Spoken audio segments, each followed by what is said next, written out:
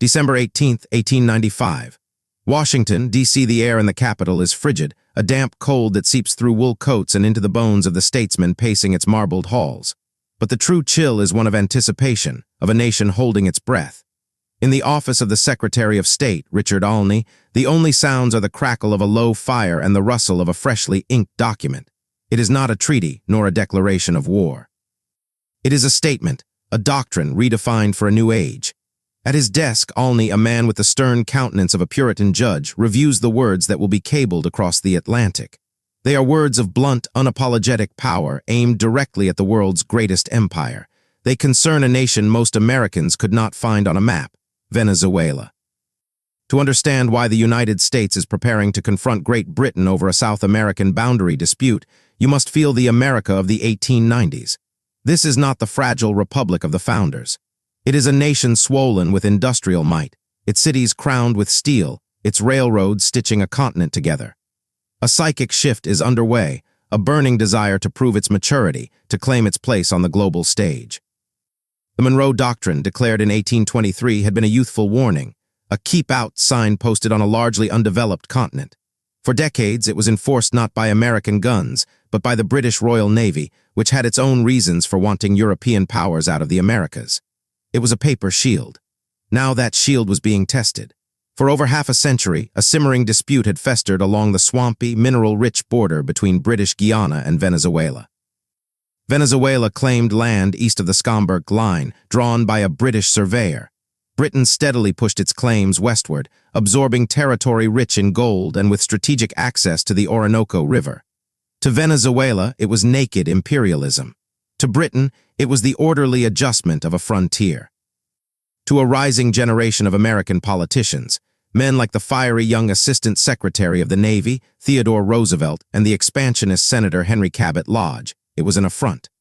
Britain, the empire on which the sun never sets, was, in their view, bullying a weak American republic, and in doing so, trampling the Monroe Doctrine in the mud of the Orinoco Delta. The catalyst is President Grover Cleveland. A man of towering physical presence and stubborn principle, Cleveland is no jingoist. He is a conservative, devoted to fiscal responsibility and wary of foreign entanglements. But he possesses a deep, almost visceral belief in the Monroe Doctrine as a foundational principle of American security and Republican virtue. For months, his administration, led by Olney, had urged arbitration upon the British government of Lord Salisbury. The responses from London were a masterclass in diplomatic dismissal, delayed, equivocal, and tinged with the condescension of a great power dealing with a provincial upstart. The British press mocked American pretensions. Salisbury's government treated the matter as a trivial border issue, not a matter of hemispheric principle. This perceived contempt ignites Cleveland's resolve. He decides that the time for polite requests is over. Olney's document, which he and Cleveland have meticulously crafted, is a 10,000-word diplomatic thunderbolt. It goes far beyond Venezuela. It announces a profound shift.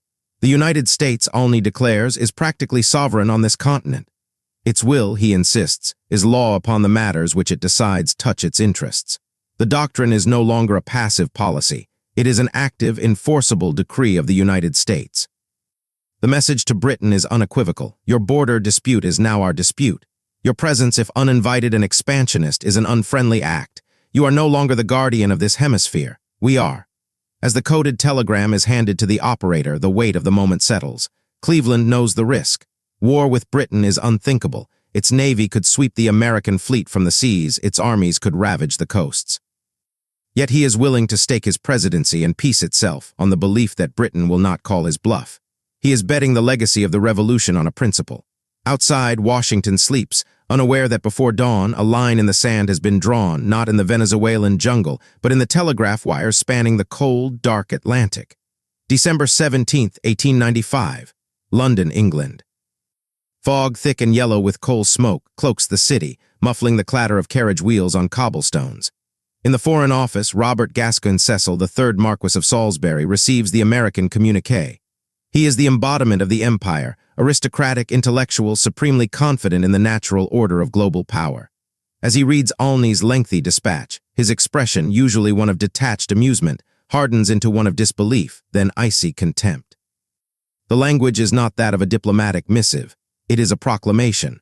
The claim of American sovereignty over the entire Western Hemisphere strikes him as absurd, a 20-inch gun blast of rhetoric, as one of his aides would later remark.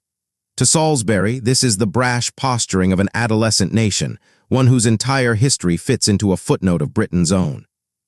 His response, when it comes weeks later on November 26, 1895, and reaches Washington in early December, is a masterpiece of patrician rebuke. He rejects both the American interpretation of the Monroe Doctrine and its right to intervene. The doctrine, Salisbury coolly argues, holds no weight in international law. It is a unilateral statement, not a treaty. Britain's dispute with Venezuela, he insists, is none of America's business. He dismisses the urgency, treating the matter with the languid pace of a man who believes time is always on the side of the established order. He does not see the tectonic shift happening across the ocean. Back in Washington, Salisbury's reply is like a spark in a powder keg. President Cleveland reads it not as a negotiation, but as a rejection of America's very legitimacy as a peer power. The condescension is the fuel, but the substance is the threat. If Britain will not arbitrate, it implies it will simply take the territory by force, rendering the Monroe Doctrine a dead letter. Cleveland, a man who once said a public office is a public trust, now feels the trust is to the legacy of the Republic itself. He decides to double down, to raise the stakes beyond diplomacy. On December 17, 1895, Cleveland sends a special message to Congress. The chamber is electric, galleries packed, a sense of historic dread and excitement permeating the air.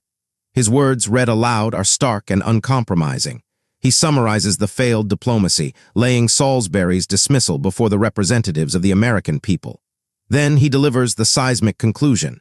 It is now the duty of the United States to determine the true border between British Guiana and Venezuela. And having determined it, the United States will resist by every means in its power any British seizure of territory on the Venezuelan side. The message is not a request for a declaration of war. It is a declaration of intent to enforce. He asks Congress to fund an impartial boundary commission, but everyone understands the subtext. The findings of that commission will be backed by American will and, if necessary, American force. The reaction is instantaneous and tumultuous. Jingoistic newspapers like William Randolph Hearst's New York Journal and Joseph Pulitzer's New York World erupt in a frenzy of sensational headlines, painting Britain as a monstrous bully and glorifying the prospect of a liberating war. The stock market plunges. In London, British bonds tumble. Yet amid the clamor, a more complex picture emerges. The American business community, with deep financial ties to London, is horrified. Many editors and sober statesmen warn of catastrophe. But in the public square, a different sentiment takes hold, a fierce nationalist pride. For the first time, the United States is not defending its own borders or its own citizens. It is asserting a right to dictate terms to the world's greatest empire on behalf of another nation. The principle has become a national crusade. In London, the shock is profound. Salisbury had expected Cleveland to bluster and retreat. He had not anticipated a Democratic leader staking his entire political capital on such a direct challenge. The British cabinet is divided. The Royal Navy begins contingency planning. War, a concept that seemed ludicrous weeks before, now enters the realm of the possible. Yet Britain is isolated. Europe offers no support. Germany, in fact, watches with interest. And Britain faces other, more pressing global threats. The rising tension with Germany, the Boer unrest in South Africa, the vast, vulnerable expanse of the empire. To go to war with a major power over a tract of South American jungle begins to look not just risky, but irrational. The world holds its breath. Two nations, bound by language and history, now stare each other down across the Atlantic, their pride and their principles locked in a dangerous embrace. The trigger is not in Venezuela, but in the halls of Congress and Parliament. The battlefield, for now, is the court of world opinion and the grim calculations of realpolitik. January through November 1896. The Atlantic world. A strange, tense silence follows President Cleveland's message to Congress. It is not the silence of peace, but the quiet of two adversaries circling, measuring each other's resolve. In this silence, the machinery of potential war begins to grind, however reluctantly, into motion. In Washington, Congress swiftly appropriates $100,000 for the boundary commission Cleveland requested. The members, eminent jurists and scholars, are appointed, not as mere cartographers, but as the arbiters whose findings could become a casus belli. Their work is a solemn, academic prelude to possible conflict. But it is in the naval yards and the war offices where the reality of the crisis takes physical form. The Assistant Secretary of the Navy, Theodore Roosevelt, is a whirlwind of activity. For years, he and his intellectual ally, Captain Alfred Thayer Mahan, had preached the gospel of sea power. Now Roosevelt sees the Venezuelan crisis as the ultimate validation of their theory. He barks orders, reviews fleet dispositions, and agitates for modernization. The United States Navy in 1895 is a modest force, a collection of aging monitors, and a handful of new, modern warships like the USS Indiana and USS Maine.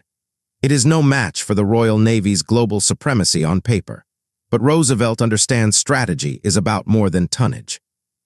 He pushes for the Navy War College to develop plans for a potential conflict, asymmetric plans that focus on commerce raiding, and a defensive, hit-and-run war against British merchant shipping in the Western Atlantic.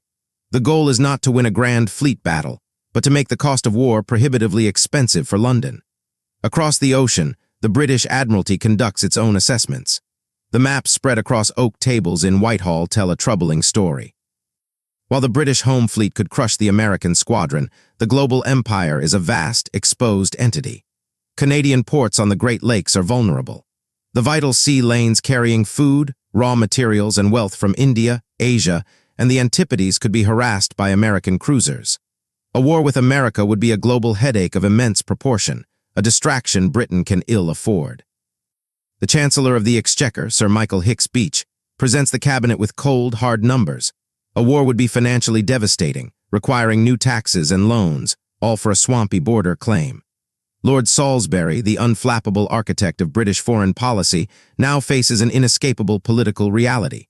The American press may be bellicose, but the British public shows no appetite for a war with their cultural kin over a distant frontier.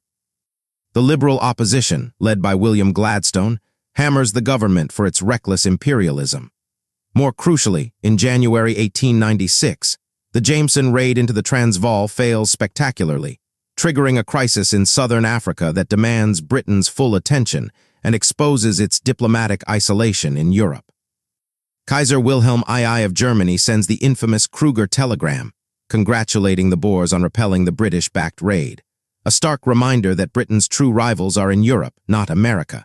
Salisbury, a supreme realist, reads the chessboard. The Venezuelan border is not worth a transatlantic war, the alienation of a rising power, and the further weakening of Britain's global position. The pivot is subtle but decisive. British government stops insisting the Monroe Doctrine is irrelevant. Instead, through back channels and careful diplomatic language, they begin to signal a new openness to arbitration. They propose a framework. The American Boundary Commission's findings could serve as a basis for negotiation, not a diktat. The true climax of the crisis is not a battle, but a speech. In the House of Commons, on a gray afternoon, Joseph Chamberlain, the influential colonial secretary, rises to address the tension. Chamberlain, a hard-headed imperialist, is the last man expected to offer an olive branch. Yet he delivers a masterstroke of conciliatory rhetoric. He speaks of the kinship of the English-speaking peoples. He emphasizes shared blood, language, and law. He declares that war between the two nations would be an absurdity as well as a crime. The message is unmistakable. Britain is choosing family over feud, grand strategy over a petty frontier. In Washington, Cleveland, and Olney receive the signals. They have achieved their paramount objective. Britain has, in practice, acknowledged the United States' right to intervene and has agreed to arbitrate. They seize the opportunity. The bellicose public rhetoric softens. Diplomatic cables now hum with the technical language of arbitration treaties and tribunal compositions. By the end of 1896, a formal treaty is signed. The matter will be settled by an international tribunal meeting in Paris. The United States has not fired a shot, but it has forced the British Empire to the negotiating table on American terms. The Monroe Doctrine has been transformed from a theory into a tool of enforcement. The precedent is set. In the Western Hemisphere, the United States is the final arbiter. The British Empire, for the first time, has been visibly rolled back by American diplomatic will, not by revolutionary muskets, but by the assertion of a new hemispheric authority. October 3, 1899. Paris, France. In a grand chamber of the French Ministry of Foreign Affairs on the Quai d'Orsay, the International Tribunal delivers its verdict. The air is thick with formality, the scratch of pens on official documents the only sound breaking the silence. The 5 arbitrators, 2 British, 2 American, and 1 Russian selected by the other 4, have deliberated for months over maps, colonial archives, and topographic surveys of the remote Essequibo region. Their decision is a carefully crafted compromise. The tribunal awards Britain the vast majority of the disputed territory, some 90% of the 30,000 square miles in question. But in a critical, symbolic victory, it grants Venezuela control of the mouth of the Orinoco River. This strategic prize, the original flashpoint of American concern, is secured. The verdict is accepted without protest by all parties. The war that never was has ended in a peace that feels, to the Americans, like a triumph. But the true victory was not won in Paris in 1899.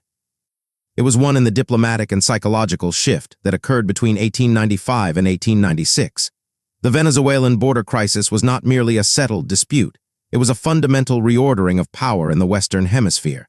The aftermath ripples outward, shaping the dawn of the American century. The most immediate consequence is the seismic shift in Anglo-American relations. The crisis served as a painful but necessary catharsis. Britain's strategic retreat marked the definitive end of its political and military influence in the Americas.